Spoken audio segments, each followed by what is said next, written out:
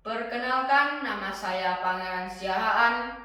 Saya berasal dari SMP Budi Dharma kelas 8E. Tujuan saya ke sini ialah mengikuti perlombaan baca kitab suci yang diadakan SMK Grafika dalam rangka merayakan Hari Raya Santo Fransiskus dari Asisi.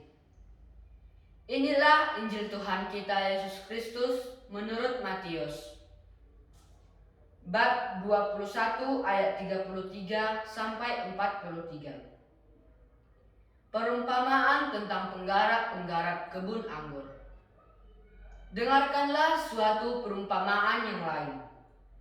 Adalah seorang tuan tanah yang membuka kebun anggur, menanam pagar sekelilingnya.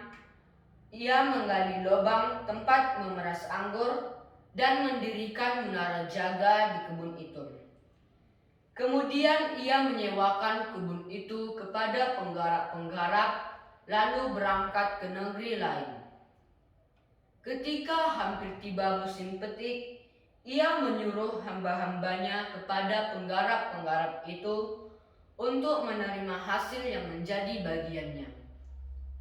Tetapi penggarap-penggarap itu menangkap hamba-hambanya itu, mereka memukul yang seorang, membunuh yang lain, dan melempar yang lain pula dengan batu. Kemudian tuan itu menyuruh pula hamba-hamba yang lain lebih banyak daripada yang semula. Tetapi mereka pun diperlakukan sama seperti kawan-kawan mereka. Akhirnya ia menyuruh anaknya kepada mereka. Katanya, "Anakku akan mereka segani." Tetapi ketika penggarap-penggarap itu melihat anaknya itu, mereka berkata seorang kepada yang lain, "Ia adalah ahli waris. Mari kita bunuh dia, supaya warisannya menjadi milik kita." Mereka menangkapnya dan melemparkannya keluar kebun anggur itu, lalu membunuhnya. Maka apabila tuan kebun anggur itu datang, apakah yang akan dilakukannya kepada penggarap-penggarap itu?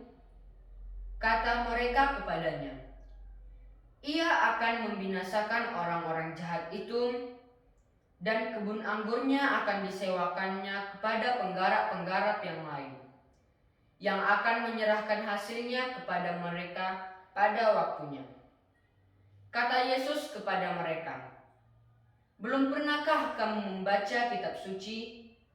Batu yang dibuang oleh tukang-tukang bangunan telah menjadi batu penjuru.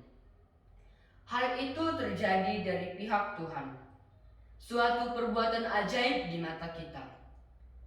Sebab itu aku berkata kepadamu, bahwa kerajaan Allah akan diambil daripadamu dan akan diberikan kepada suatu bangsa yang akan menghasilkan buah kerajaan itu." Demikianlah Injil Tuhan. Terpujilah Kristus.